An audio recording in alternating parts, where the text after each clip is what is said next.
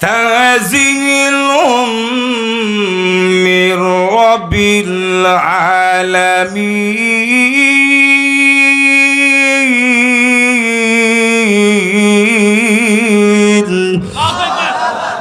আল্লাহর নবী আয়াত তাওয়াক্কুল জবাব দিলেন, হে উমর, তানজিলুম মির রাব্বিল আলামিন। আমি গণকনা কবিওয়ালা গণকনা উমর রে, আমি যা তাওয়াত করে শুনিয়েছি, তানজিলুম মির রাব্বিল আলামিন, সমগ্র জগতের প্রতিপালক মহান আল্লাহর পক্ষ থেকে নাজিলকৃত আল্লাহর কোরআন তেলাওয়াত করি। হযরত তোমার বলেন, পৃথিবীর মানুষ গিয়েছিলাম কোরআনকে পৃথিবী থেকে বিদায় করে দেব, কোরআনের আলো পৃথিবীতে থাকতে দেব না, কোরআন দ্বারা পৃথিবী আলোকিত হতে দিব না, এই নিয়ত করে গিয়েছি। কিন্তু কোরআনকে পৃথিবী থেকে উৎখাত করব দূরের কথা, আল্লাহর কসম ওই দিন আল্লাহর রসুলের জবান থেকে কোরআন তেলাওয়াত শোনার পরে ওই দিনই কালেমা পড়ে মুসলমান হওয়ার মনোভাব অন্তরে জন্ম হয়ে গেছে। কুরআনুম মাজিদ ফি লাওহিম মাহফুজ।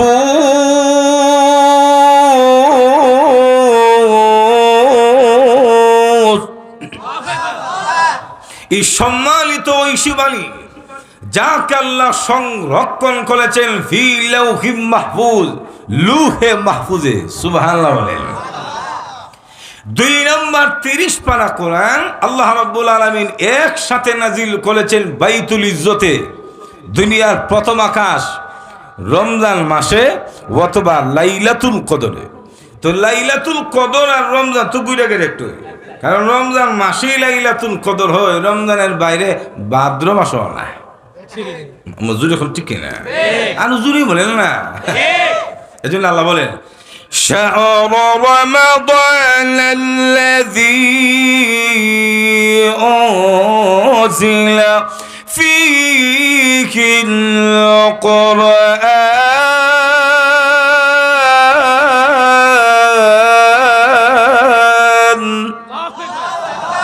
রমজান মাস এমন এক মহিমান্বিত মাস, এমন এক সম্মানিত মাস, যেই মাসের মধ্যে কোরআন নাজিল করা হয়েছে।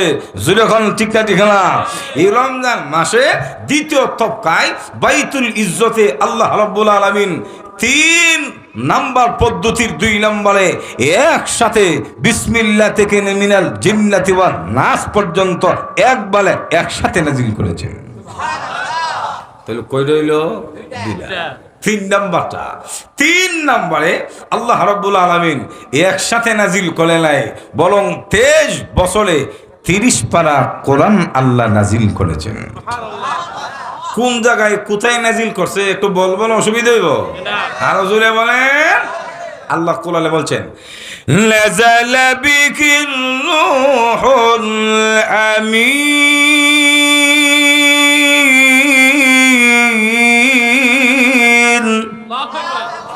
على قلبك لتكون من المنذرين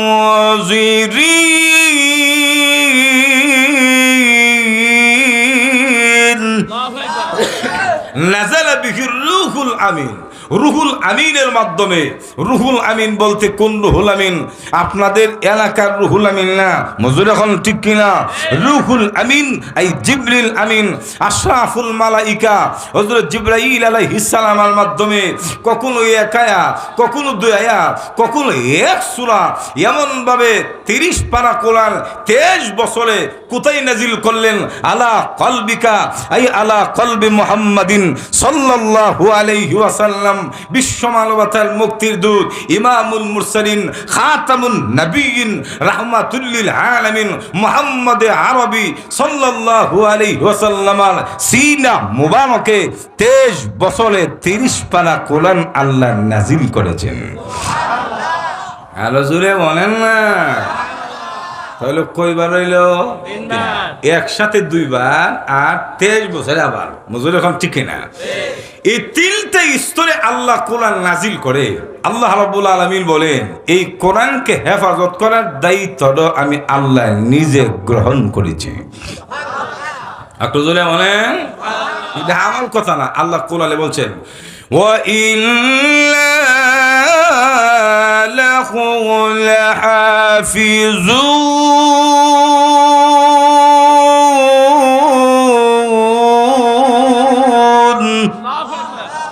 আল্লাহ বলেন কোরআন নাজিল করেছে আমি, এবং এই কোরআনের হেফাজতের দায়িত্ব নিয়েছে আমি। আল্লাহ দায়িত্ব নেওয়ার কারণে যুগ যুগ ধরে এই কোরআনের বিরুদ্ধে ষড়যন্ত্র অপপ্রচার চালানোর পরও কোরআন যেমন ছিল এমনই আছে, এমনই থাকবে। ষড়যন্ত্র করে বিশ্ব থেকে কোরআনের আলো নিবানো সম্ভব না, হবে না। জুড়ে এখন ঠিক কিনা? আলো জুড়ে বলে,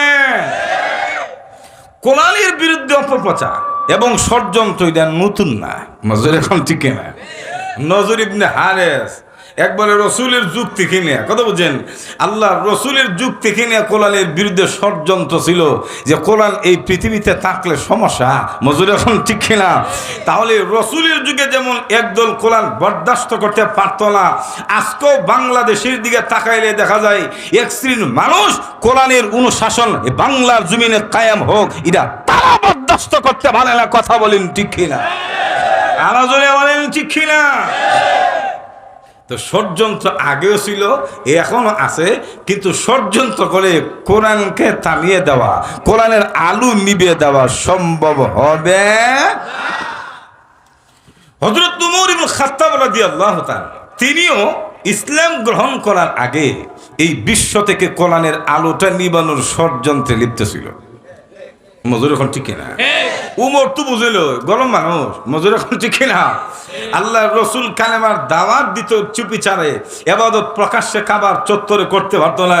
কিন্তু হযরত উমর যখন কালেমা পড়ে মুসলমান হলো, তখন ঘোষণা দিল, হুজুর আর নীরবে দরকার নাই, কাবার চত্বরে ঘোষণা দিয়ে একত্ববাদের ইবাদত এবং বন্দেগী শুরু হবে। কথা বলেন ঠিক কিনা? এইবারের নাম হইল উমর। মজুর এখন ঠিক কিনা? হযরত উমর কাসাসুল আম্বিয়াতে এসেছে। ইসলাম গ্রহণ করার আগে হযরত উমর মনে মনে এবং চূড়ান্তভাবে প্ল্যান প্রোগ্রাম করেছে যে কোরআন এই পৃথিবীতে যেন না থাকে। তো কেমনে কোরআনকে ধ্বংস করবে, কোরআনের মিশন কিভাবে বানচাল করবে, কোরআনকে কেমনে থামিয়ে দেওয়া যায়। হযরত উমর পরিকল্পনা গ্রহণ করেছে যে কোরআন যিনি মানুষকে শিক্ষা দেয়, কোরআনের বয়ান যিনি করে, মুহাম্মদ ইবনে আব্দুল্লাহ, ওনাকে যদি মারতে পারি তাহলে এক গুলিয়ে দুই পাখি শিকার। মুহাম্মদও নাই, কোরআনও নাই। একটু জোরে এখন, কোন মসজিদে যদি ইমাম না থাকে, কথা বুঝছেন, তাহলে নামাজ পড়ে লোকেরা, নামাজ তো নাই। মজুর এখন ঠিক না?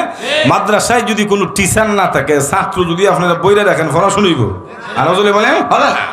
তো উমর চিন্তা করলো, মুহাম্মদকে যদি মারি তে মুহাম্মদও থাকবে না, কোরআনও থাকবে না, শেষ।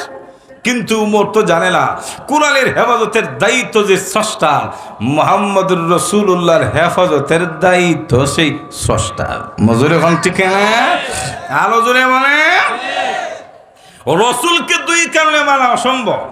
এর একটা কারণ, রসুলের 24 ঘন্টার হেফাজতের দায়িত্ব স্বয়ং আল্লাহ। একটু জোরে বলেন না? আল্লাহ যদি পৃথিবীর কোনো মানুষের হেফাজতের দায়িত্ব নেয়, গোটা পৃথিবীর মানুষ তার বিরুদ্ধে ষড়যন্ত্র পারমাণবিক দিয়ে মারতে হতো না। একটু জোরে এখন ঠিক না? আল্লাহ কোরআনে বলছেন, ওয়াল্লাহু ইয়াসিমুকা মিনান নাস।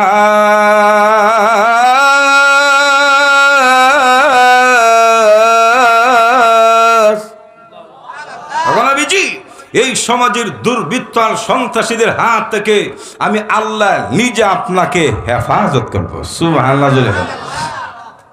দুই নম্বর কারণ বলবো, দুই নম্বর কারণ হইল রসুল আমরার মতো দুর্বল না। বিশ্ব নবী রাহমাতুল্লিল আলামিনের গায়ে মহান আল্লাহ রাব্বুল আলামিন 4000 যুবকের শক্তি দান করেছেন। আটো জোরে বলেন কয়া যায়। রসুল যদি উমরের দিনে আঙ্গুল দিয়ে ধাক্কা মারে তো ধাক্কা খায় মক্কা যাবো গা। মজুর এখন ঠিক। তারপর লক্ষ্য করে দেখুন, হযরত উমর বলেন, ও মানুষেরা ইসলাম ধর্ম গ্রহণ করার আগে এই পৃথিবী থেকে মুহাম্মদকে হত্যা করে কোরআনের আলো নিবানোর চূড়ান্ত সিদ্ধান্ত গ্রহণ করেছি। আল্লাহকে পৃথিবী থেকে তাড়িয়ে দিব, কোরআন পৃথিবী থেকে বিদায় হয়ে যাবে, এই চূড়ান্ত সিদ্ধান্ত গ্রহণ করে রসুলকে মারার পরিকল্পনা নিয়ে রসুলের সন্ধানে বের হয়ে গেলাম। মুহাম্মদকে যদি কোথাও পায় এমনি পৃথিবী থেকে আমি বিদায় করে দেব। হযরত উমর বলেন, এই সিদ্ধান্ত নিয়ে মনোভাব নিয়ে যখন খুঁজতে হঠাৎ করে তাকা দেখি সমাজের মানুষগুলি ঘুমিয়ে আছে, আর আল্লাহ নবী গভীর রজনীতে একা একা রাস্তা দিয়ে হাঁটে। উমর মনে মনে ভাবলো, এই সুযোগ দিয়ে হাতছাড়া করা যাবে না, কারণ এখন যদি মারি সহজে মারতে পারবো, সাক্ষীও থাকতো না। মজুর এখন ঠিক না, কারণ মানুষ দেখলে সাক্ষী দিত। মজুর এখন ঠিক না। তবে একটা বিষয় ভালোভাবে মনে রাখবেন, আল্লাহ রাব্বুল আলামিন মানুষকে বড় পছন্দ করে সৃষ্টি করেছেন। কেউ না দেখলো এই খুনি বা হত্যাকারীর চেহারা 50 বছর পর হলো আল্লাহ জাতির সামনে প্রকাশ করে দেয়। কারণ এই পর্যন্ত স্বাধীনতার ফলে বাংলাদেশের কথা বলেন, কোন খুনি এখনো বাঁচতে পারছে না, বাইরেছে মজুর এখন ঠিক না। তো হযরত উমর বলে যে এখন যদি মারতে পারি তাহলে কেউ সাক্ষ্য দিবে না, কারণ মানুষ দেখবে না। এই পরিকল্পনা, এই মনোভাব নিয়ে হযরত উমর বলে, আমি তখন রসুলের দিয়ে আজ্ঞায় এক কদম আজ্ঞায় আবার থেমে যাই। মনে মনে ভাবি যে আর একটু নিরিবিলি পরিবেশে যাক, কারণ এখন যদি মারি তো বাড়িঘর আছে, আওয়াজটা বাজলে শুনতে নেব। যদি নিরিবিলি মানব শূন্য এলাকায় একটু পাকা রাস্তায় মারতে পারি তাহলে আওয়াজ দিলেও কেউ শুনবে না। মজুর এখন ঠিক না। হযরত উমর বলে, এই জন্য আল্লাহর নবীর পেছনে পেছনে আমি হাঁটতেছি, মনে মনে ভাবতেছি আর একটু নিরিবিলি পরিবেশ পাইলে আঘাত করব। পৃথিবীর মানুষেরা রে, আমি কোনো কথা বলি না, আওয়াজ দেয় না, কারণ আওয়াজ যদি দেই মুহাম্মদ যদি শুনে তাহলে সচেতন হয়ে যাবে, সহজে মুহাম্মদকে মারা সম্ভব হবে না। আমার পেছন থেকে আপনারা মারতে যতটুকু সহজ, সামনে দিয়ে আইলে একটু জোরে এখন সহজ হইব না, মারলো অন্তত হিরানোর চেষ্টা করুন। মজুর এখন ঠিক না। হযরত উমর বলে, এই জন্য মুহাম্মদ যেন আমার শব্দগুলি না শুনে, কোন আওয়াজ দেয় না, কথা বলি না, এমনকি পায়ের দুনি পর্যন্ত শুনতে দেয় না। সূরার মতো, জোরে এখন কার মতো? সুর দেখবেন তো চুরি করতে গেলে কোনো আওয়াজ দেয় না। মাশাআল্লাহ, ঠিক যারা চুরি করছেন, চুরি করার প্র্যাকটিস করছেন নাকি জানেন কেমনে? আমার উস্তাদ অসুবিধা হচ্ছে না তো?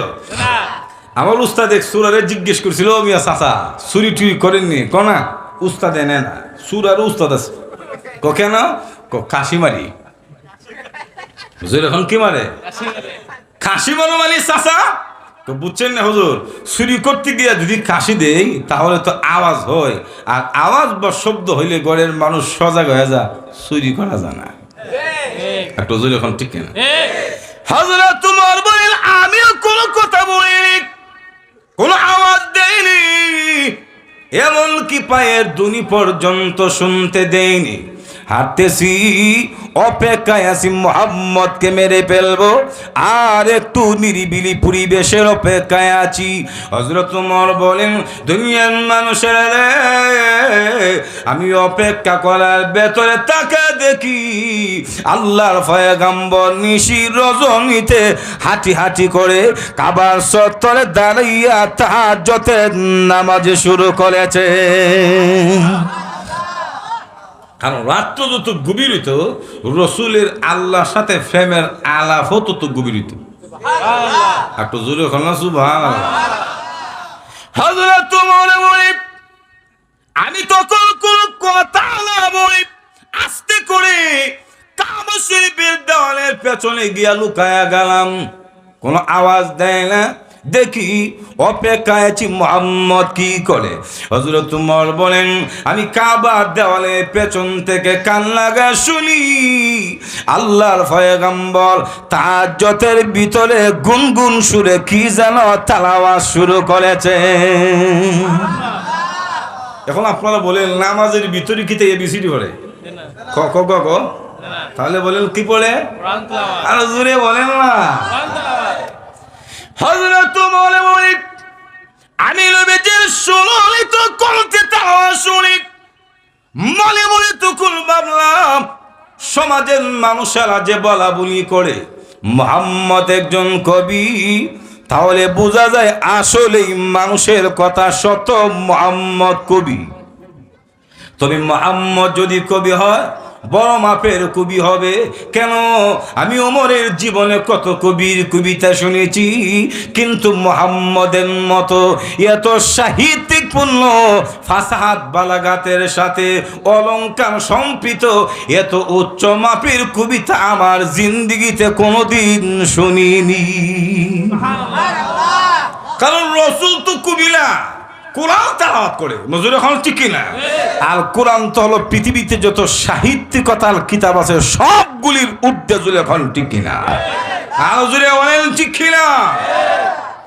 হযরত ওমর বলেন, নবীজির সুন্নাত তেলাওয়াত শোনার পরে মনে মনে ভাবলেন মুহাম্মদ একজন কবি, বড় মাপের কবি হবে। হযরত ওমর বলেন, যেই মাত্র মনে মনে কবি বললাম, এমনি কান দিয়ে শুনি আল্লাহর পয়গম্বর নামাজের ভেতর থেকে আয়াত তেলাওয়াত করে জবাব দিল, ওমর রে আমি মুহাম্মদ কোনো কবি না। জবাবটা কেমনে দিছে বলবো? আরো আসতে কই, মহিলা শুনে লাগবে। আরো জোরে বলেন, ইন্নাকুম লাকাওলু রাসূলিন কারীম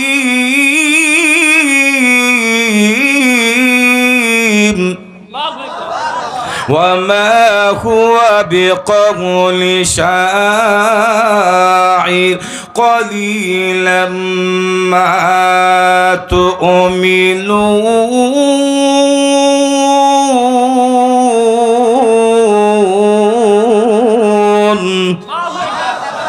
আল্লাহর নবী বলেন, ইন্নাহু নিশ্চয়ই আল্লাহ রাসূল বলি আমাল কুরআন লাকাউলু রাসূলিন কারীম, সম্মানিত রাসূলের কথা, ওয়া মা হুয়া বিকাউলি শাঈর। ওমর রে আমি যা তেলাওয়াত করি কবির কবিতা না, কলিলাম মা তুমিনুন, এই কথা তোমরা সকলে বিশ্বাস করো না। হযরত ওমর বলেন, বিষয়টা কি? আমি না মনে মনে বললাম মুহাম্মদ কবি, মনে মনে মজুর এখন ঠিক কিনা? আমি মনে মনে মুহাম্মদকে কবি বলেছি, মুহাম্মদ আমার মনের কথা কেমনে জানে? আল্লাহ আকবার বলবেন না? আরো জোরে বলে। আমি যদি আপনাদের সামনে বলি যে নোয়াখালীর মানুষ বালা না, তা আপনার কবে নজর কেন? মজুর এখন ঠিক কিনা? আর মনে মনে শুধু বালা না, গালি দিল কেন কইতেন না? কারণ মনের কথা বোঝা যায় না। মজুর এখন ঠিক কিনা? এই পৃথিবীতে যত বিজ্ঞান বা যত আধুনিকতা যান্ত্রিক যত উন্নতি হোক না কেন, মনের ভিতরে কি কল্পনা জল্পনা এখনো বলতে পারে না। আর জোরে বলেন না। তো তোমার বলে আমি তো মনে মনে কইব না, মজুর এখন ঠিক কিনা? তো মুহাম্মদ আমার মনের কথা জানে কেন? তখন উমর বলি, বুঝছি রে বেটা কবি না, তবে মনের কথা যেহেতু বুঝে উনি জ্যোতিষ বা গণক ছাড়া কেউ না। নাউজুবিল্লাহ জোরে বলেন। গণক বুঝলি? ছোট সময় আমরা দেখতাম গ্রামগঞ্জে ব্যাগ লাগে আসতো, আর হাতের আঙ্গুলের রেখাগুলি দেখে দেখে ভবিষ্যৎবাণী দিত কার কপালে কিতা আছে। মজুর এখন ঠিক না? আরো জোরে মানে কার কপালে কি আছে তো আল্লাহ জানে, আল্লাহ ছাড়া কেউ জানে না। জোরে বলেন ঠিক না?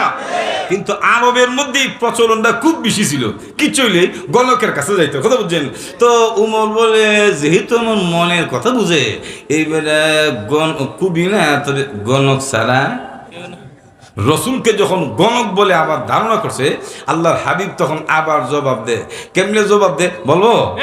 আগ্রহ জোরে বলেন না। وما هو بقول কাহিন কলিলাম মা তাযাক্কারুন।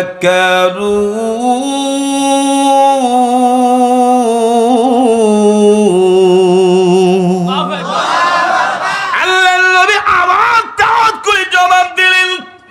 কি জবাব দিলেন?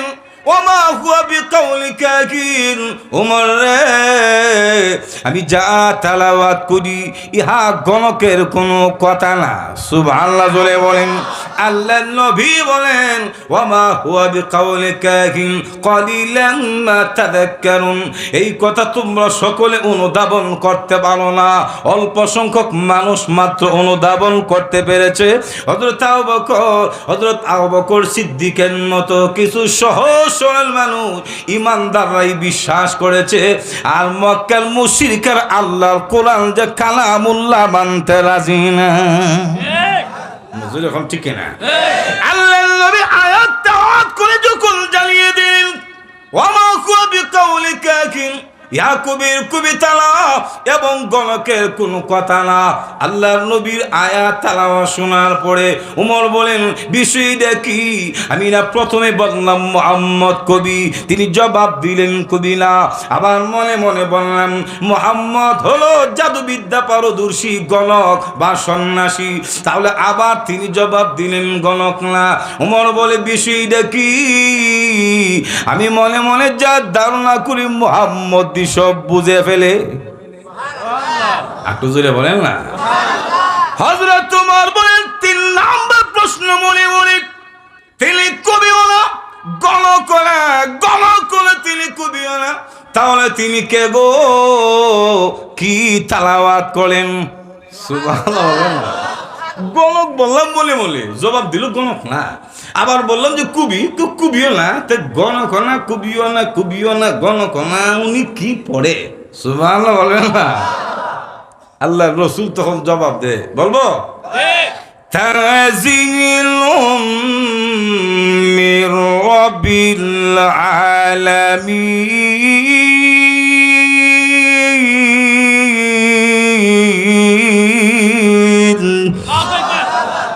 আল্লাহর নবী আয়াত তাওয়াত করে জবাব দিলেন হে উমর, তানজিলুম মির রাব্বিল আলামিন, আমি গণক না, কবিও না, গণক না। উমর রে, আমি যা তাওয়াত করে শুনিয়েছি তানজিলুম মির রাব্বিল আলামিন, সমগ্র জগতের প্রতিপালক মহান আল্লাহর পক্ষ থেকে নাজিলকৃত আল্লাহর কোরআন তেলাওয়াত করি। হযরত ওমর বলেন পৃথিবীর মানুষ গিয়েছিলাম কোরআনকে পৃথিবী থেকে বিদায় করে দেব, কোরআনের আলো পৃথিবীতে থাকতে দেব না, কোরআন দ্বারা পৃথিবী আলোকিত হতে দিব না, এই নিয়ত করে গিয়েছি। কিন্তু কোরআনকে পৃথিবী থেকে উৎখাত করব দূরের কথা, আল্লাহর কসম ওই দিন আল্লাহর রসুলের জবান থেকে কোরআন তেলাওয়াত শোনার পরে ওই দিনই কালেমা পড়ে মুসলমান হওয়ার মনোভাব অন্তরে জন্ম হয়ে গেছে। আল্লাহু আকবার। সুতরাং কোরআনের বিরুদ্ধে ষড়যন্ত্র রসুলের যুগে ছিল, উতবা সাহেবা করেছে, নজর ইবনে হারেস করেছে, উমর ইসলাম গ্রহণ করার আগে করেছে, ব্রিটিশরা করেছে, ষড়যন্ত্র করে কোরআনের অগ্রযাত্রা থামাইতে পারেনি। আজকেও যারা কোরআনকে নিয়ে ষড়যন্ত্র করে তোমাদের জীবন থেমে যাবে, কোরআন থামবে না। কথা বলেন ঠিক কিনা? আরো জোরে বলেন ঠিক কিনা?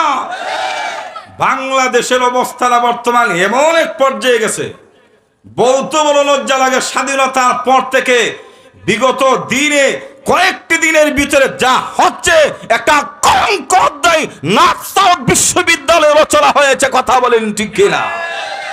আমরা দেখেছি একটা হিন্দু আমাদের পবিত্র কোরআন ধর্মগ্রন্থকে সে অপমান করেছে একটা নর্থ সাউথ বিশ্ববিদ্যালয়ের একটা শিক্ষা প্রতিষ্ঠানের। কথা বলেন ঠিক কিনা? এতগুলি 92 বিভাগ মুসলমানের দেশে কোরআনকে অবমাননা করার সাহসটা পাই কোথায়? খেয়ে তাদেরকে ইন্ধন দেয়, তাদেরকে তন্ন করে বের করে বাংলা আকাশের নিচে বিচার করতে হবে। কথা বলেন ঠিক কিনা? কারণ কোরআন এই দেশের মুসলমানের হৃদয়, কোরআন এই দেশের মুসলমানদের প্রাণ, কোরআন আমাদের জীবন। কোরআনকে অবমাননা করে বাংলার জমিনে বেঁচে থাকবে, তা হতে দেওয়া হবে না। কথা বলেন ঠিক কিনা? যদি অবিলম্বে সেই সন্ত্রাসী কর্মকাণ্ড করে কোরআনকে যে অবমাননা করেছে, বাংলাদেশের আদালতে তাকে ফাঁসির রায় না দেওয়া হয়, জনগণ সে আইন হাতে তুলে নিতে বাধ্য হবে। কথা বলেন ঠিক কিনা? আরো জোরে বলেন ঠিক কিনা? এই কোরআনের ইজ্জত রক্ষা করার জন্য প্রয়োজন বোধে যদি জীবন দিতে হয়, আমরা জীবন দিয়ে কোরআনের ইজ্জত রক্ষা করতে কারা কারা প্রস্তুত? হাতে কল লেখা দেখা দেয়।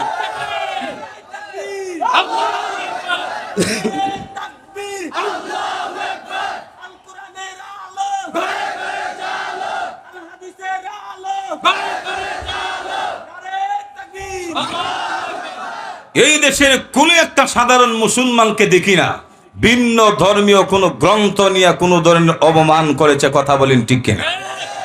হিন্দুদের গীতা নিয়ে দেখি নাই, খ্রিস্টানদের ধর্মীয় গ্রন্থ নিয়ে কোনোদিন মন্দির বা গির্জা নিয়ে অবমাননাকর বক্তব্য দিয়েছে আমরা দেখি নাই। কিন্তু আমাদের করলে তোমাদের এত চুলকানি কেন, এটা জানতে হবে। কথা বলেন ঠিক কিনা? মূলত এই দেশে কোরআনের বিরুদ্ধে, মুসলমানের বিরুদ্ধে ষড়যন্ত্র করে বাংলাদেশের অস্থিতিশীল তৈরি করে সাম্প্রদায়িক উস্কানিমূলক কাজ করে দেশটাকে বিদেশের হাতে তুলে দিতে চায়। কথা বলেন ঠিক কিনা? সুতরাং নর্থ সাউথ বিশ্ববিদ্যালয়ে যে কোরআনকে অবমাননা করেছে, আমরা ধরে নিতে পারি সে মানবতার দুশ্মন, বাংলাদেশের জাতিসত্তার দুশ্মন, বাংলাদেশের সার্বভৌমত্ব ও বিপন্ন করার দুশ্মন। কথা বলেন ঠিক কিনা? তাকে সহজে ছেড়ে দিলে হবে না। আরো জোরে বলেন ঠিক কিনা? ইতিমধ্যে দেখেছি হেফাজত ইসলাম বাংলাদেশ কর্মসূচি দিয়েছে, তাকে বিচার করার জন্য নতুবা সেখানে লং মার্চ করবে। আমরা আজকে ময়দান থেকে জানিয়ে দিতে চাই, তাকে সহ যত রকমের ধর্মের বিরুদ্ধে, কোরআনের বিরুদ্ধে যারা উস্কানিমূলক বক্তব্য দিয়েছে, প্রত্যেকটিকে দলে দলে জাতির সামনে, মিডিয়ার সামনে প্রকাশ্যে ভাষণ দিতে হবে। আরো জোরে বলেন ঠিক কিনা? আমরা কোরআনের পক্ষে আছি তো ইনশাআল্লাহ, ইসলামের পক্ষে আছি তো ইনশাআল্লাহ। আল্লাহ তাআলা সবাইকে কবুল করুন, সকলে বলুন আমিন। কুকুরের ঘেউ ঘেউ যেমন সূর্যের আলো ম্লান হয় না, ঠিক তেমনি ভাবে ষড়যন্ত্র করে এই দেশটাকে ইসলাম এবং মুসলমান শেষ করা যাবে না। আরো জোরে বলেন ঠিক কিনা? ভাইরা আমার আসুন, বলছিলাম আল্লাহ রাব্বুল আলামিন বলেন ওয়া ইন্না লাহু লাহাফিজুন, এই কোরআন নাজিল করেছি আমি এবং এই কোরআনের হেফাজতের দায়িত্ব নিয়েছি আমি। আল্লাহ রাব্বুল আলামিন দায়িত্ব নিয়েছেন বিদায় এই কোরআন রাসূলের উপরে যেইভাবে নাজিল হয়েছে সেইভাবে এখনো আছে, ভবিষ্যতে থাকবে। কোরআনকে কেউ ধ্বংস করতে পারবে। ব্রিটিশরা ষড়যন্ত্র করেছিল, এই যে ইংরেজরা এই দেশে 190 বছর শাসন ক্ষমতা পেয়ে কোরআনকে দেশ থেকে উৎখাত করার জন্য 3.5 লক্ষ কোরআন শরীফের এডিশন বা ভলিউমের মধ্যে আগুন দিয়ে সারকার করে দিয়েছিল। নজরে খল্লা নাউজুবিল্লাহ। কিন্তু 3.5 লক্ষ কোরআন শরীফে আগুন দিয়ে এই হিন্দুস্তান, বাংলাদেশ, পাকিস্তান থেকে, ভারতবর্ষ থেকে কি কোরআনরে উৎখাত করতে পেরেছে? আরো জোরে বলে পারে নাই, পারবেও। কারণ এই কোরআনের হেফাজতের দায়িত্ব কার? আল্লামা শামসুল হক আফগানি রহমাতুল্লাহ আলাইহি বলেন আল্লাহ রাব্বুল আলামিন এই কোরআনকে 5টা পদ্ধতিতে হেফাজত করেছেন। সুবহানাল্লাহ বলেন, জোরে বলেন কই পদ্ধতিতে? 1 নম্বর হচ্ছে লৌহে মাহফুজে আল্লাহ কোরআন সংরক্ষণ করেছেন, সেখানেও আছে। একটু জোরে বলেন না। 2 নম্বর বাইতুল ইজ্জতের মাধ্যমে, সেখানেও কোরআন আছে। মজুর এখন আছে না নাই? 3 নম্বর রসুলের সিনা মুবারকের মাধ্যমে, রসুলের সিনা তো কোরআন আছে। আমি আসতে গেল সুবহানাল্লাহ বলে শুনবে। 4 নম্বর কাঠ, পাথর, চামড়া, কাগজের মাধ্যমে লিখিত আকারে কোরআন হেফাজত করেছেন। জোরে এখন ঠিক কিনা?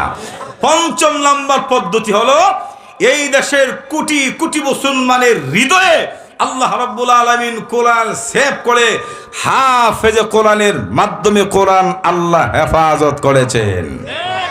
সুতরাং গোটা পৃথিবীর কোরআনের এডিশন যদি জ্বালিয়ে সানকাল করে দেওয়া হয়, ছাপাখানা চিক্কে যদি বুম মেরে উড়িয়ে দেওয়া হয়, ছাপাখানা ধ্বংস হতে পারে, কোরআনের ভলিউম ধ্বংস হতে পারে, কিন্তু পৃথিবীতে কোটি কোটি হাফিজ কোরআন আছে, তাদের সিনার ভিতর থেকে খেরেন লেগেও কোরআন বের করা সম্ভব হবে না। আর জোরে বলেন ঠিক কিনা? কারণ এই সিনের ভিতরে কোরআন আছে, কম্পিউটার দিয়েও দেখা যাবে, তো বের করবে মনে খেরেন দিয়ে তো গাড়ি উড়ানো যায়, কোরআন বের করা যায় না। একটু জোরে ঠিক কিনা? এই জন্য আল্লাহ বলেন وَإِنَّا لَهُ لَحَافِظُونَ।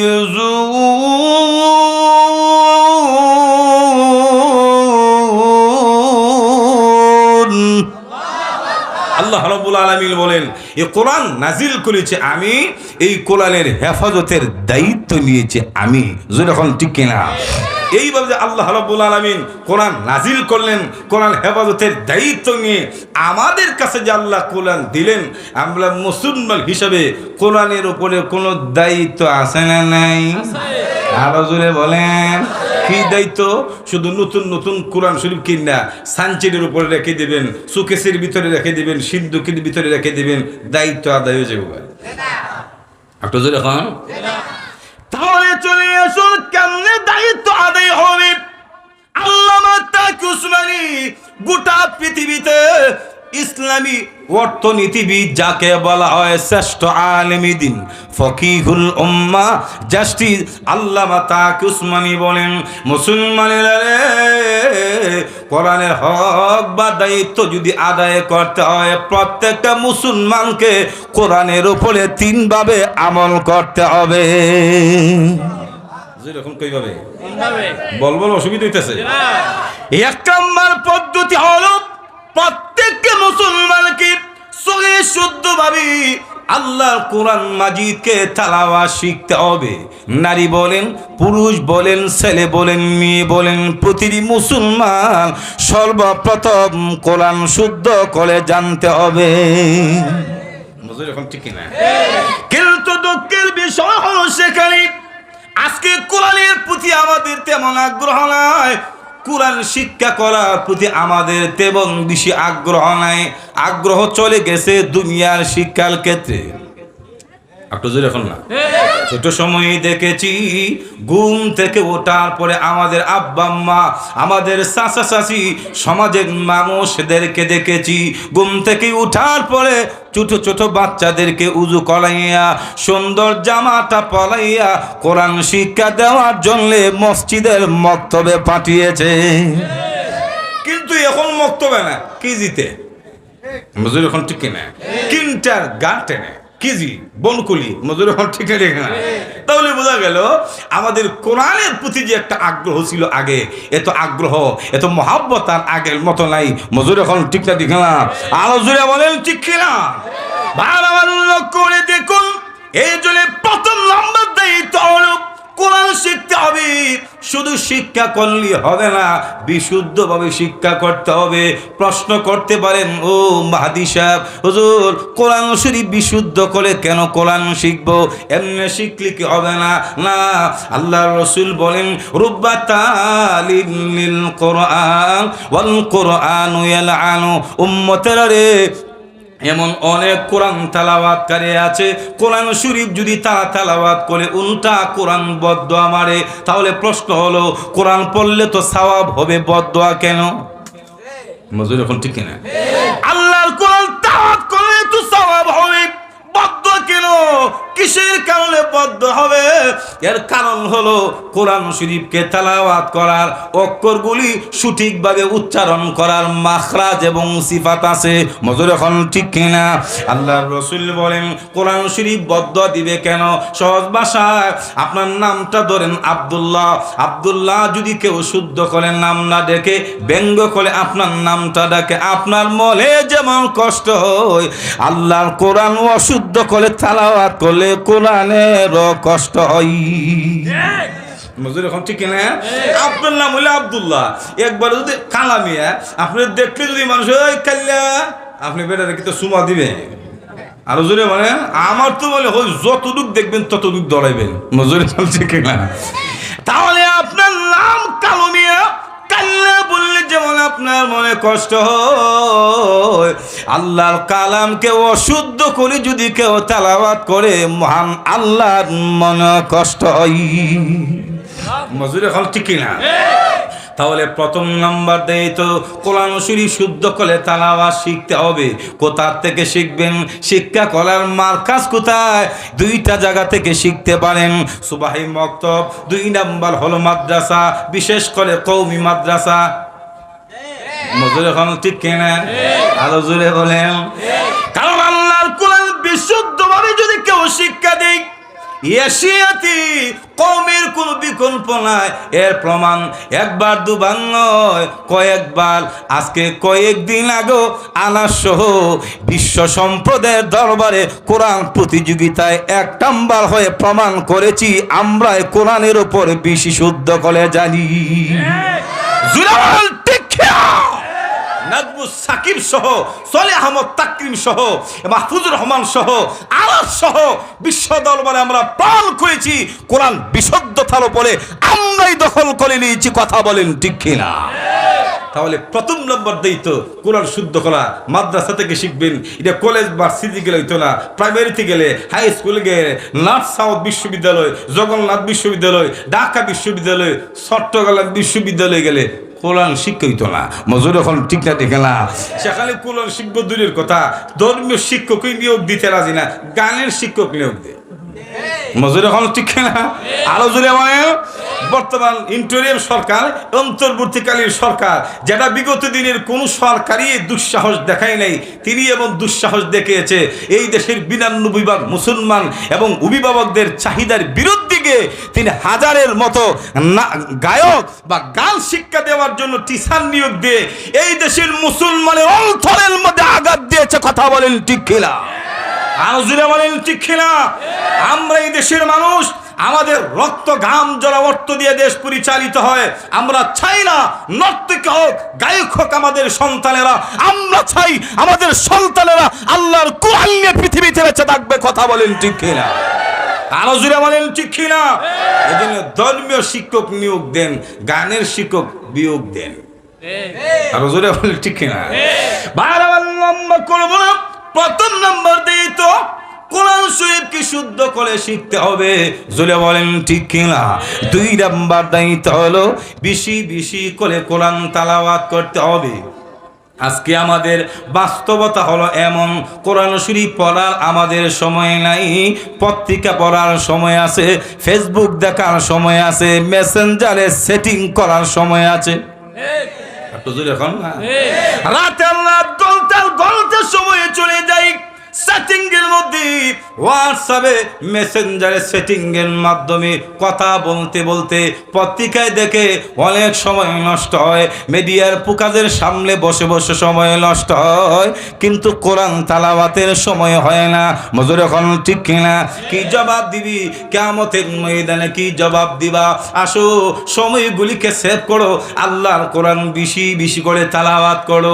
আল্লাহর নবী বলেন কোরআন যদি কেউ বেশি বেশি করে তেলাওয়াত করি কয়েক লাভ। প্রথম নাম্বার লাভ হলো, রাসূল বলেন মান কারাআল কুরআন হারফান ফালাহু আশরু হাসানাত। এই ব্যক্তি আল্লাহর কোরআন মাজিদ থেকে মাত্র 1টা অক্ষর তেলাওয়াত করবে, মহান আল্লাহ তাকে 10টা সওয়াব দান করবে। আরো জোরে বলেন না? এই পৃথিবীতে এমন কোন উদার মুনিব আছে যে একদিনের কামলা দিলে 10 দিনের বেতন দেয়? আরো জোরে বলেন না? 10 দিনে সুবহানাল্লাহ। একদিনের কামলায় যদি একটু মনে করেন খাবার খাইতে গিয়া 10 মিনিট বেশি বসে, কিতালে কমলে কিতা জুন নাই, বেতন কাটতে রেখে দিব। মজুর এখন ঠিক কিনা? কিন্তু আমাদের মালিক আল্লাহ কত বড় দয়ালু। 1টা অক্ষর যদি পাঠ করেন, রাসূল বলেন 10টা নাকি আল্লাহ দান করবেন। সুবহানাল্লাহ জোরে বলেন। শুধু তাই না, 2 নাম্বার লাভ হলো, আল্লাহর রাসূল বলেছেন কিয়ামতের কঠিন ময়দানে এই কোরআন তেলাওয়াতকারীকে কোরআন সুপারিশ করে করে আল্লাহ জান্নাতের মেহমান বানিয়ে দিবে। ইয়াকুলুল কুরআন ইয়া রাব্বি ইন্নী মানাতুকুম লাহুম বিল্লাইল ফাশাফিনি। আল্লাহ রাসূল বলেন কিয়ামতের ময়দানে কোরআন বলে, প্রভু গো আল্লাহ অমুক ব্যক্তিকে তুমি মাফ করে দাও, আমি তোমার কোরআন তার পক্ষে সুপারিশ করলাম, তাকে তুমি মাফ করে দাও। রাতে ঘুমাইতে দেইনি আমি আল্লাহ, আমাকে তালাওয়াত করেছে, আমাকে মহাব্বত করেছে, তুমি আমার সুপারিশ মঞ্জুর করো। আল্লাহ রাসূল বলেছেন কোরআন তালাওয়াতকারীর পক্ষে কোরআন যখন সুপারিশ করবে, মহান আল্লাহ তার সুপারিশ মঞ্জুর করে নাজাতের ফয়সালা করে দিবে। কোন কোন তত্ত্ববিদগণ তুলে তুলেছেন এমন ভাবে, হাকিমের সামনে উকিল যেমন ভাবে জেরা করে মুআক্কিলকে বাঁচানোর জন্য, আসামিকে বাঁচানোর জন্য যেমন জেরা করে মহামান্য আদালত, আমার মুআক্কিল বড় ভালো মানুষ, অত্যন্ত ভালো মানুষ, সহজ সরল নির্দোষ। অপরাধ যেখানে সংগঠিত হয়েছে সেখানে তিনি ছিলেন না, এটা সম্পূর্ণ উদ্দেশ্য প্রণোদিত, এটা রাজনৈতিক মামলা। মজুর খান ঠিক না দেখে না, আমার মুআক্কিল বড় ভালো মানুষ, এমন ভাবি যেমন ভাবে দুনিয়ার জীবনে কোর্ট কাছারিতে আদালতে যেমন সুপারিশ করে, কিয়ামতের ময়দানে মহান আল্লাহর দরবারে কোরআন তেলাওয়াতকারীর জন্য কোরআন সুপারিশ করবে। কিয়ামতের ময়দানে কোরআন বলবে, প্রভু গো অমুক বান্দাকে তুমি মাফ করে দাও, আল্লাহ সে আমাকে তেলাওয়াত করেছে, মহাব্বত করেছে, আল্লাহ তাকে মাফ করে দাও। এমনি আল্লাহ ঘোষণা দিলেন, হে কোরআন তোমার সুপারিশ মঞ্জুর হবে না, কারণ তার জীবনে অনেক অপরাধ আছে, অনেক অন্যায়, অনেক অপরাধের সঙ্গে জড়িত ছিল, মাফ হবে না। এমনি কোরআন বলবে, আল্লাহ আমার সুপারিশ যদি তুমি মঞ্জুর না করো, বলো আমি তোমার কোরআন না, আমি তোমার কালাম না, আমি তোমার ভাষা না। আচ্ছা বলুন, কোরআন আল্লাহর কিতাব না, এটা বলা সম্ভব হবে? হুজুরে বলেন না, এটা তো আল্লাহর কত তুই এবো সুবহানাল্লাহ। হাকিম লড়ে একটা কথা আছে না, হুকুম লড়ে না, কারণ আল্লাহ তো দুনিয়ার রাজা বাসার মতো না। আমরা দেশের শাসকরা, নেতারা তুই এমন না, পলিটিক্যাল কিছু কথা বলে, কথা বলছেন রাজনীতির মঞ্চে যেই কথা বলে, ফাঁস হওয়ার পরে এই কথার বাস্তবতার সাথে মেলে না। নজরে কম ঠিক না? আরো জোরে বলেন, নির্বাচনের আগে কত সুন্দর পাঞ্জাবিও লাগা, টুপিও লাগা, খুব সুন্দর বোঝা যায় হুজুর মানুষ, কারণ এই লেবাসটারে সবাই বিশ্বাস করে। জোরে বলেন ঠিক কিনা? খুব সুন্দর ভাষণ, এমন সুন্দর ভাষণ দে বুঝো রহমতের ফেরেশতা একজন নাজিল হয়েছে। আর তো জোরে বলেন ঠিক কিনা? মানুষকে যখন এইভাবে সহজ সরল ভাষায় একটা বিশ্বাস দে, মানুষ মনে করে, দেখা যায় যেহেতু ধর্মীয় হুঁশা দেবুট ফাঁস করার ফলে দেখা যায় জনগণের আস্থা বিশ্বাস একটু অর্জন করে, মানুষ উপর দিয়ে তারে করে ফাঁস, নির্বাচনের ফলে জনগণের একটা লম্বা বাস। একটু জোরে এখন ঠিক না? কিন্তু আল্লাহ তো এমন না, আল্লাহর কথা কাজে মিল। মজুর এখন ঠিক না? কিন্তু আল্লাহ কুলালে বলছেন, বলবা ইল্লাহু ইন্নাল্লাহা লা ইউখলিফুল মিআদ।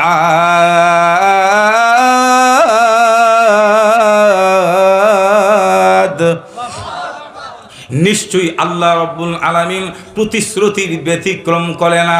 মজুর এখন ঠিক কিনা? তাহলে চলে আসুন কিয়ামতের কঠিন ময়দানে কোরআন যখন সুপারিশ করে, প্রভু গো যে আমাকে তেলাওয়াত করেছে, আমাকে মহব্বত করেছে, আল্লাহ মাফ করে দাও। কিয়ামতের ময়দানে কোরআন যখন যারা করতে থাকবে, আল্লাহ রাব্বুল আলামিনের দয়া লেগে যাবে। এমনি আল্লাহ বলবে, কোরআন রে তোমাকে অস্বীকার করার মতো কোনো সুযোগ নাই, তুমি আমার কালাম, তুমি আমার ভাষা, তুমি আমার কিতাব। আজকে কিয়ামতের কঠিন ময়দানে আমি আল্লাহ তোমার সুপারিশ মঞ্জুর করেছি। যার কোরআন তুমি যার জন্য সুপারিশ করলে, এই নোয়াখালীর আব্দুল্লাহ, আমাতুল্লাহ, খাদিজা, সুমাইয়ার তামাম জিন্দেগির গুনাহ আমি আল্লাহ মাফ করে দিয়েছি। একটু জুড়ে বলেন সুবহানাল্লাহ। তবে দুই নম্বর লাভ, কিয়ামতের ময়দানে দুনিয়াতে কোরআন তেলাওয়াত করলে তেলাওয়াতকারীর জন্য কোরআন সুপারিশ করবে। তিন নম্বর, আল্লাহ রাসূল বলেন, ইউকালু লিসাহিবিল কোরআন ইয়া সাহিবাল কোরআন ইকরা ওয়াত্তাকি ওয়ারাতিল কামা কুনতা তুরাতিল ফিদ দুনিয়া ফা ইন্না মানজিলাকা ইনদা আখির আয়াতিন তাকরাহা। আল্লাহ রাসূল বলেন, কিয়ামতের ময়দানে সাহিবে কোরআন কি বলা হবে? হে সাহিবে কোরআন, কোরআন পড়ো আর জান্নাতের সিঁড়ি দিয়া উঠতে থাকো। সুবহানাল্লাহ বলবেন না? সাহেবে কোরআন। উলামায়ে কেরাম ব্যাখ্যা দিয়েছেন, কেউ কেউ বলেছেন, মুহাদ্দিসগণ বলেন এখানে হাফেজে কোরআন, কারণ হাফেজ সাহেবরা যেই পরিমাণ পড়ে অন্যরা এত বেশি পড়ে না। হাফেজ সব বেশি বেশি পড়ে, এর জন্য সাহেবে কোরআন যদি হয়, আপনিও যদি সাধারণ মানুষ বেশি বেশি পড়েন তো আপনিও সাহেবে কোরআন। মজুর এখন ঠিক কিনা? তো আপনি যদি কোরআনটা বেশি বেশি পড়েন, বলা হবে ইউকালু লি সাহিবিল কোরআন ইয়া সাহিবিল কোরআন ইকরা ওয়াত্তাকি ওয়ারাত্তিল কামা কুনতা তুরাত্তিল ফিদ দুনিয়া। যেমনি তুমি দুনিয়াতে কোরআন তাতিরের সাথে পড়তে, আজকেও পড়ো, আর জান্নাতের সিঁড়ি দিয়ে উঠো, যেখানে তোমার কোরআন পড়া শেষ সেখানে তোমার বাসস্থান হবে। আরো জোরে বলেন না? তাহলে বোঝা যায় জান্নাতের সর্বোচ্চ মাকামে সাহেবে কোরআনদেরকে আল্লাহ রাব্বুল আলামিন অধিষ্ঠিত করবে। একটু জোরে বলেন। 4 নাম্বার হলো, কেউ যদি কোরআন শরীফ তেলাওয়াত করে, পাশাপাশি এই কোরআনকে যদি কেউ বুকে ধারণ করে, কিয়ামতের ময়দানে শুধু জান্নাতি একা যাবে এমন না, মহান আল্লাহ রাব্বুল আলামিন তাকে 10 জন মানুষকে সুপারিশ করার মতো ক্ষমতা দিবে। আল্লাহ রাসূল বলেন, মান কারাআল কুরআনা ওয়া হাফিজাহু আদখালাহুল্লাহুল জান্নাতা ওয়া শাফাহু ফি আশারাতিন মিন আহলি বাইতিহি কুল্লুহুম কাদ ইস্তাওজাবান নার। আল্লাহ রাসূল বলেন, যে ব্যক্তি কোরআন শরীফ তেলাওয়াত করলো এবং কোরআনকে বুকের মধ্যে ধারণ করলো, অর্থাৎ কোরআনকে যে হিফজ করেছে, হাফিজ কোরআন হয়েছে, কিয়ামতের ময়দানে আল্লাহ রাব্বুল আলামিন আদখালাহুল্লাহুল জান্নাতা, হাফিজ কোরআনকে জান্নাতে দিবে। শুধু তাই না, ওয়া শাফাহু ফি আশারাতিন মিন আহলি বাইতিহি কুল্লুহুম কাদ ইস্তাওজাবান নার। এমন 10টা লোককে সুপারিশ করার ক্ষমতা দিবে যে 10টা লোকের উপরে জাহান্নাম ওয়াজিব হয়ে গেছে। অর্থাৎ এক একজন হাফিজ কোরআন নিজে তো জান্নাতে যাবি, তাকে এমন ক্ষমতা দিবে, একজন এমন 10 জনকে সুপারিশ করে জান্নাতে নিতে পারবে যে 10 জনের উপরে জাহান্নাম ওয়াজিব। সুবহানাল্লাহ জোরে বলেন। আল্লাহর নবী 10 জনকে জান্নাতে নেওয়ার কথা বলেছেন, কিন্তু কোন 10 জনকে নেবে? আশারা বলেছেন, ইসমন বলিনি, নাম বলিনি। তাহলে 10 জনের সংখ্যা যে রাসূল বর্ণনা করলেন, কোন 10 জন হবে, কাদেরকে নিবে একটু জানার দরকার আছে না নাই? একটু জোরে বলেন। বাংলাদেশের বেফাকুল মাদারিসিল আরবিয়া, বাংলাদেশের সাবেক সভাপতি কুতুবুল আলম আল্লামা নুরউদ্দিন গহরপুরী এই হাদিসের ব্যাখ্যা দেওয়ার সময় সম্ভাবনাময় গালেবান 10 জনের কথা বলেছেন। 1 নাম্বার হাফেজ কোরআনের আব্বা, 2 নাম্বার হাফেজ কোরআনের আম্মাকে হাফেজ সাহেব সুপারিশ করে জান্নাতে নিবে।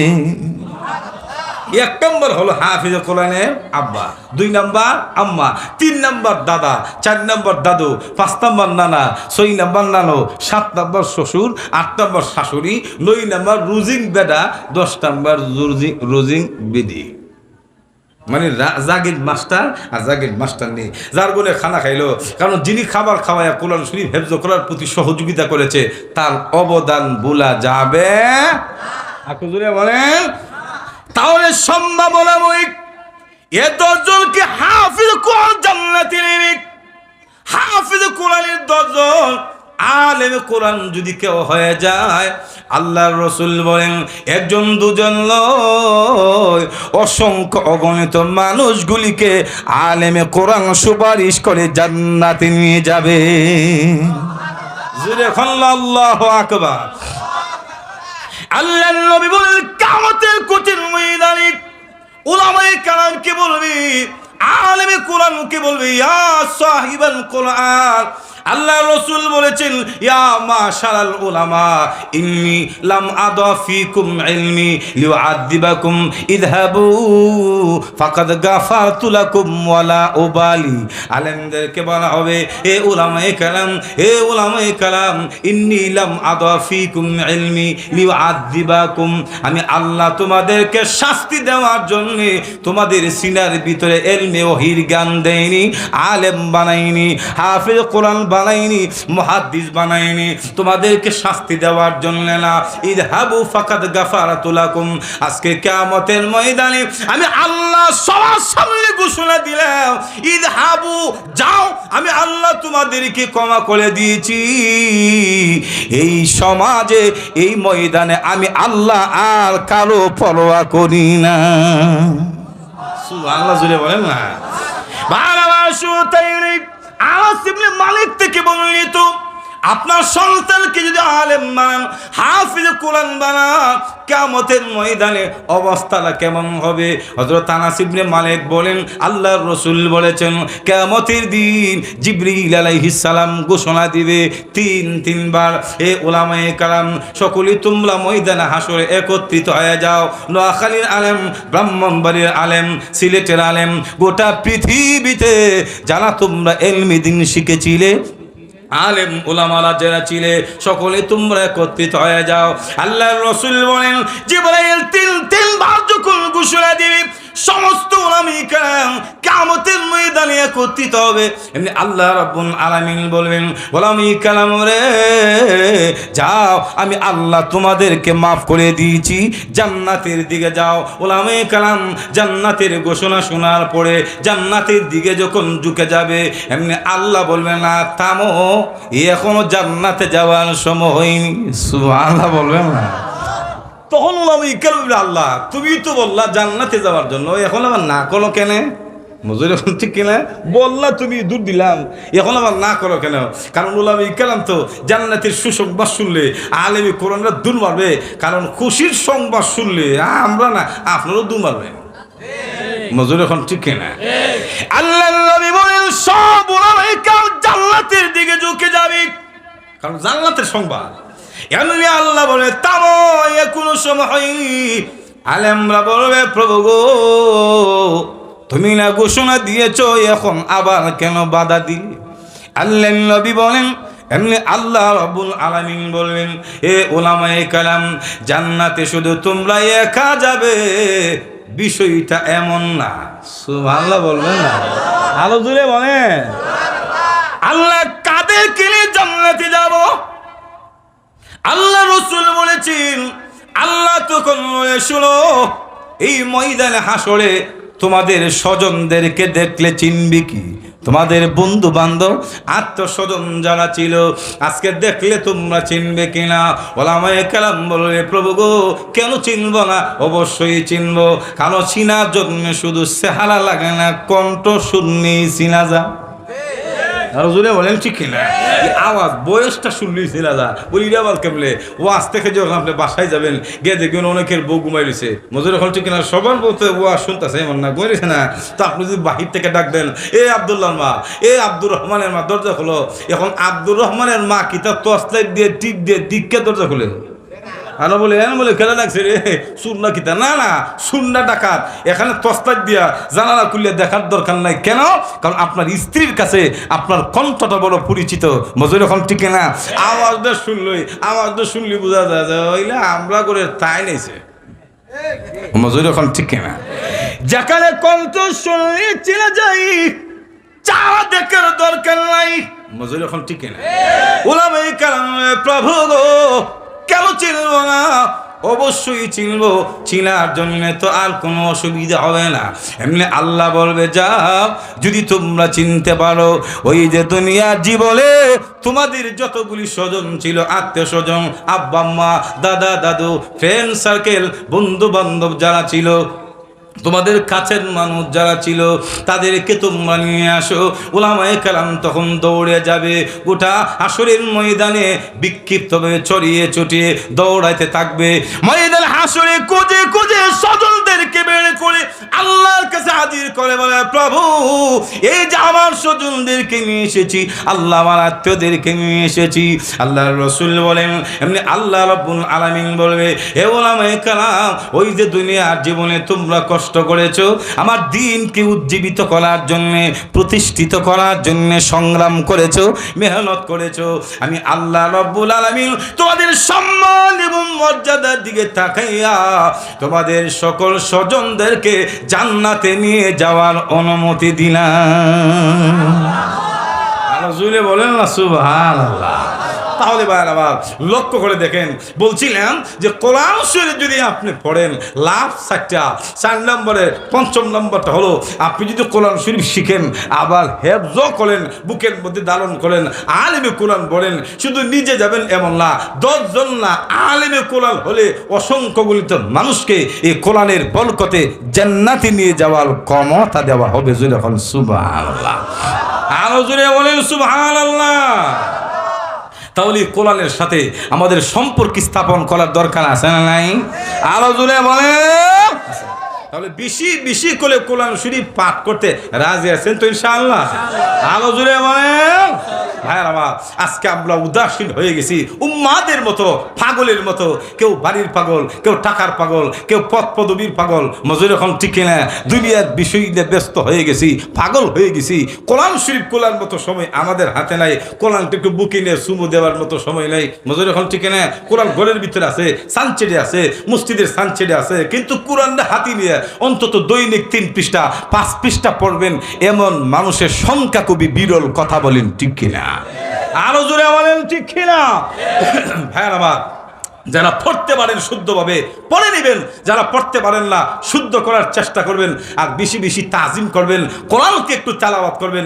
এমনও নজির আছে পৃথিবীতে কোরআন শরীফ পড়তে জানে না, কিন্তু আল্লাহর কোরআনের তাজিম এবং মর্যাদা সম্মান দেওয়ার কারণে মহান আল্লাহ রাব্বুল আলামিন ওই কোরআন মহাব্বতকারীর কবরকে আল্লাহ ফুলের বাগান বানিয়ে দিয়েছেন। সুবহানাল্লাহ বলেন না সুবহানাল্লাহ। যেমন আল্লামা মুফতি আমিনী রহমাতুল্লাহ আলাইহি নাম শুনছেন? আরো জোরে বলেন। এশিয়ার একজন মর্দে মুজাহিদ, আপুসহীন সিপাসালার। জোরে বলেন ঠিক কিনা? মুফতি আমিনী রহমাতুল্লাহ আলাইহি তেলাওয়াতে কোরআন একটা কিতাব লিখেছেন।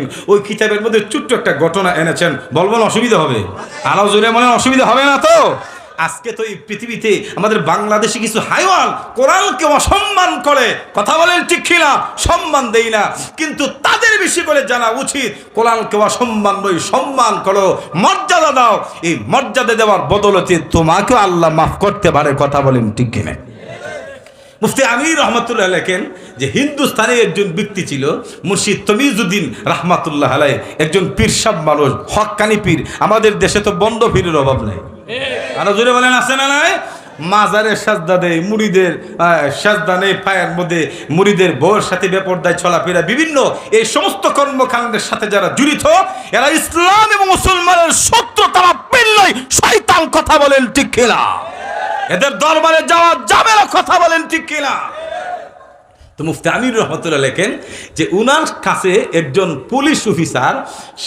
পুলিশ অফিসার গিয়ে মুরিদ হয়ে উনার সহবতে থেকে এমন পরিবর্তন হয়েছে, বেলা নামাজ কালাম তো পড়ি, পাঞ্জাবি টুপি পর্যন্ত পড়ি, পাঞ্জাবি বানাইছে।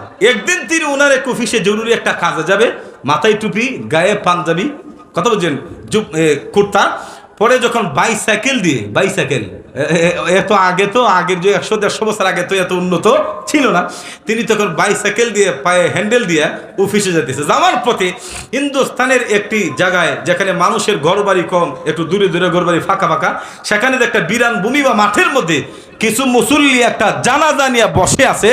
জানাজাটা দেওয়ার মতো, ইমামতি করার মতো যোগ্য কোনো ইমাম নাই। এটা বাস্তব।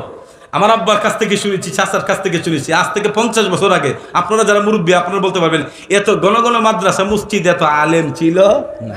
শুধুমাত্র কারি সাহেব কোনো মতে আলি বে তে সে পড়তো, শুধু করে পড়তে পারতো না। এই বেড়ে ছিল সমাজের বড় হুজুর। কথা বলেন ঠিক না? তো উনি যাওয়ার পথে দেখে কিছু মানুষ জানাজা নিয়ে বসা, জানাজা দেওয়ার মতো ইমাম।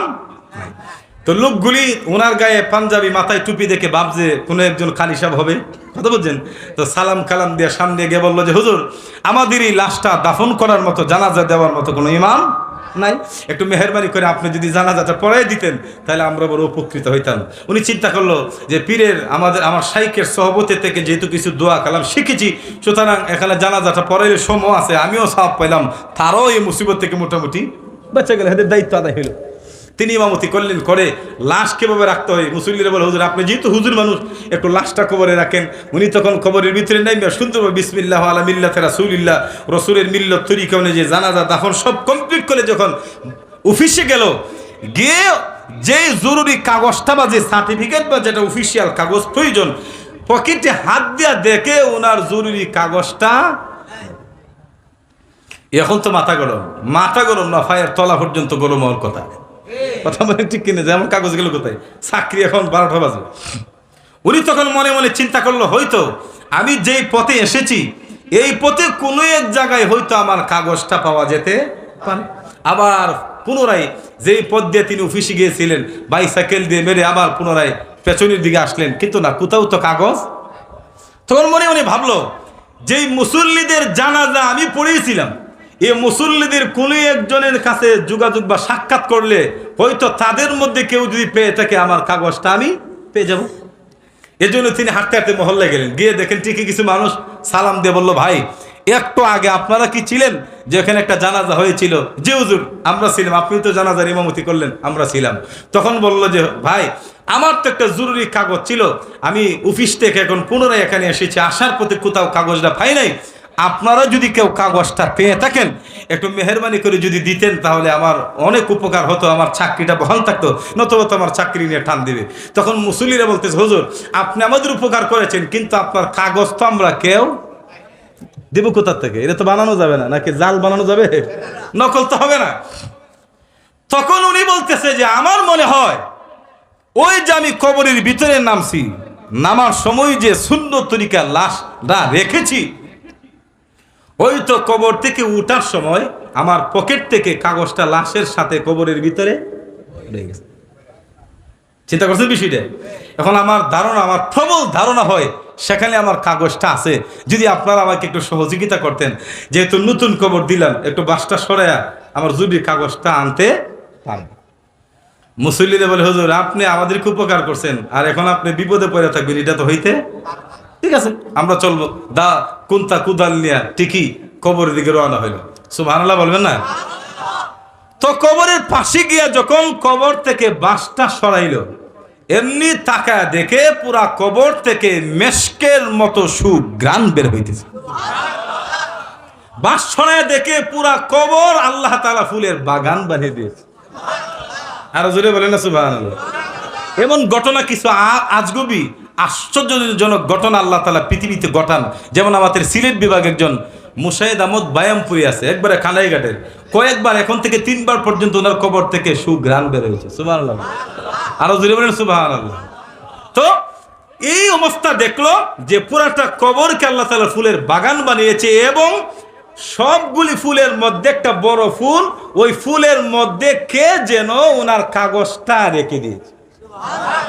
মহিলারা যেমন ভাবে সুকেসের মধ্যে বিভিন্ন গ্লাস, চা কাপ, প্লেট এগুলি রাখে না, বিশেষ করে একটু শৌখিন বিলাসপ্রিয় শাশুড়ি যারা আছে, নতুন দামান বা মেয়ের জামার জন্য এগুলি রেখে দেয়, ব্যবহার করতে দেয় না, বলে নতুন জামাই রেদে উদ্বোধন করবে। কথা বলেন ঠিক কিনা? তো লাশটা নিয়ে আসলো, এই কাগজটা নিয়ে আসলো, দাফন আবার মাটি টাটি বা বাঁশ দিয়ে দাফন করলো। এখন ঘটনা হইলে পুলিশ অফিসারের তো মাথা গরম, আশ্চর্য, মাত্র দিয়ে আসলাম কবর, এই কবর ফুলের বাগান হইল কিভাবে? লোকটার ইতিহাস আমাকে জানতে হবে। সুবহানাল্লাহ বলেন না? কারণ আশ্চর্য ঘটনা না? দৌড়ে এই মুসল্লিদেরকে বলল, ভাই আপনারা জানাজা তো আপনাদের, আমি জানাজা পড়িয়েছি, আপনারা বলেন এই লোকটার জীবনী সম্পর্কে আপনারা কি জানেন, কোন তবকার লোক ছিল, কি আমল করতে, একটু আমাকে বলেন। মুসল্লিরা কোজোরা আমরা তো জানি না, কারণ এত বেশি তার বাড়িতে আসা যাওয়া ছিল না। সাধারণ মানুষ আমরা যেমন, উনিও তেমনই। কথা বলছেন? তবে ওনার সম্পর্কে একবারে পুরাপুরি তথ্য যদি নিতে চান, ওনার একজন মেয়ে সন্তান বাসা বাড়িতে আছে, হয়তো তার কাছে গেলে কিছুটা সত্য উদ্ঘাটন করা। সুবহানাল্লাহ বলেন। করে দেখুন, পুলিশ অফিসার বলে চলো দেখি ওই মেয়েটার কাছে, আমাকে নিয়ে যান, আল্লাহর কসম যতক্ষণ পর্যন্ত ঘটনা জানবো না আমি আমার অফিসের দিকে রওনা হব না। মুসল্লিদেরকে মৃত ব্যক্তির বাসার সামনে গিয়ে বাহির থেকে সালাম দিল, আসসালামু আলাইকুম ওয়া রাহমাতুল্লাহ। কিন কণ্ঠে মহিলা মানুষ চিকন কণ্ঠে জবাব দিয়েছে, ওয়ালাইকুম সালাম ওয়া রাহমাতুল্লাহ। পুলিশ অফিসার বলে, মা গো, ও মা, তোমার বাসার সামনে এসেছি, তোমার বাবার কিছু তথ্য আমাকে দিতে হবে। বলো দেখে তোমার আব্বু কেমন মানুষ ছিলেন, কোন আমল করতেন, কিভাবে ওনার জীবনটা সাজিয়েছেন? সুবহানাল্লাহ বলেন না? বলো দেখি উনি কেমন মানুষ ছিলেন, ওনার পড়াশোনা কেমন ছিল? ভালো করে শুনুন, বিশেষ করে আমার মুসল্লি ভাইরা যারা আছেন আপনারা শুনেন।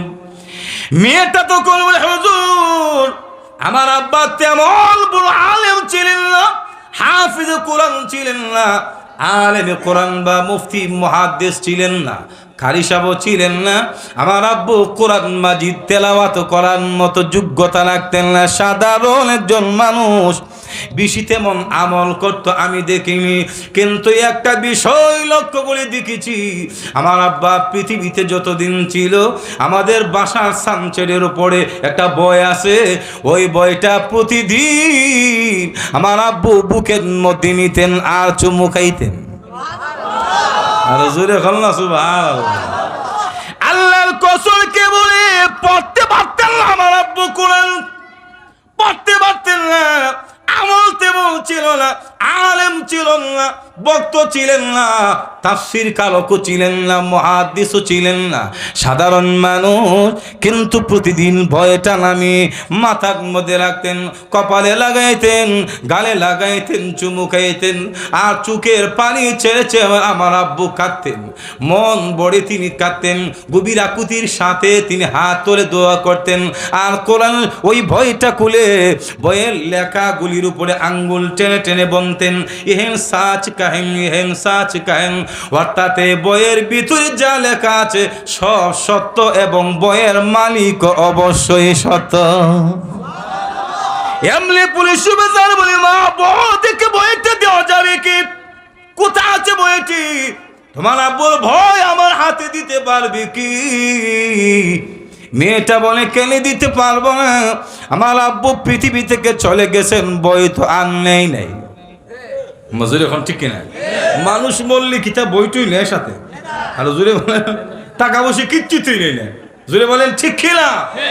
শুধুমাত্র একটা জিনিস নেই, সেটা হলো কি? আমল। জুড়ে হল কি? এজন্য আল্লাহ নবী বলেন, ইয়াত্তাবিউল মাইতা সালাসাতুন আহলুহু ওয়া মালুহু ওয়া আমালু ফায়ারজু ইতনান ওয়া ইয়াবকা ওয়াহিদুন ইয়ারজু আহলুহু ওয়া মালু ওয়া ইয়াবকা আমালু। আল্লাহর রাসূল বলেন, উম্মতেরা রে, প্রতিটা মৃত ব্যক্তিকে তিনটা জিনিস অনুসরণ করে, তার সাথে সাথে যায়। দুইটা জিনিস কবরের পার পর্যন্ত যায়, কবরের ভিতরে যায় না, কবরের পার থেকে ফেরত আসে। এক নাম্বার হলো দুনিয়ার ধন সম্পদ, পরিবার পরিজন, যতই আপন জন থাকুক না কেন, স্ত্রীর সাথে কিন্তু স্বামী কবরে শুয়ে থাকে না, স্বামীর সাথে স্ত্রী শুয়ে থাকে না, সন্তানের সাথে আব্বা ঘুমায় না, বাবার কবরের মধ্যে সন্তান ঘুমায় না। মজুর এখন ঠিক কিনা? কেউ কারো সাথী না। আল্লাহর রাসূল বলেন, দুইটা জিনিস কবরের পার থেকে ফেরত আসে। এক নাম্বার হলো দুনিয়ার আত্মস্বজন, ছেলে মেয়ে, যেরকম ঠিক কিনা? দুই নাম্বার হলো ধনসম্পদ, সুন্দর একটা কাপড় মুড়াইয়া খাটির মধ্যে যেইভাবে সাজায় নেয়, কাপড়টা পর্যন্ত নিয়ে আসে, কবরে দেয় না। বুঝুন এখন ঠিক কিনা? তিন নাম্বার আল্লাহর রাসূল বলেন, ওয়া ইয়াবকা আমালু, একটা জিনিস কবরে থাকে, সেটা হলো আমল। আর জোরে বলেন ঠিক কিনা? দুনিয়ার পদ পদবী, সন্তান, ধন সম্পদ কবরে যায় না, একটা জিনিস কেবল যায়, সেটা হলো আমল। আমল যদি ভালো হয় কবর ভালো ব্যবহার করবে, আমল যদি খারাপ হয় তাহলে খারাপ ব্যবহার। মেয়েটা বলেন, হুজুর গো, আমার আব্বু মরে গেছেন, বইটা তো আর সাথে নিয়ে যায় না, আমার বাসাতে আছে। ও মা, মাগো তাহলে বইটা আমার হাতে দাও। এমনি মুন্সি তমিজউদ্দিন রাহমাতুল্লাহি আলাইহির খলিফা পুলিশ অফিসারের হাতে যখন বইটা দিল, তাকায় দেখে এটা দুনিয়ার কোনো বই না, গিলাপ সরাইয়া দেখে ওই গিলাপের ভেতরে আল্লাহ 30 পারা কোরআনকে হেফাজত করে রেখেছে। এত গভীর ভাবে চিন্তা করুন। পড়তে পারতেন না, কোরআন তেলাওয়াত করতে পারতেন না, শুধু শুধু কোরআনকে বুকের মধ্যে জড়ায়া ধরতেন আর চুমু খাইতেন, গালে লাগাইতেন, কপালে লাগাইতেন, পড়তে পারতেন না, ব্যর্থতা স্বীকার করে চোখের পানি ছেড়ে ছেড়ে আল্লাহর কাছে কেঁদেছিলেন। যে ব্যক্তি কোরআন পড়তে পারে না কিন্তু কোরআনকে তাজিম করার কারণে মহান আল্লাহ রব্বুল আলামিন তার কবরকে যদি ফুলের বাগান বানিয়ে দিতে পারে, আল্লাহর কসমকে বলি হে নোয়াখালীর মুসলমানেরা, আপনারা যদি কোরআনকে তাজিম করেন, কোরআনকে সম্মান করেন আর কোরআনের হক যদি আদায় করেন, আল্লাহর কসম মরার পরে জান্নাতে যাবেন, এতে কোনো সন্দেহ নাই। আর জোরে এখন ঠিক না? তাহলে বলছিলাম এই কোরআনের হক আদায় করতে গেলে তিনটা দায়িত্ব, দুইটা বললাম, 3 নাম্বারটা হলো কোরআন অনুযায়ী আমাদের সবাইকে আমল করতে হবে।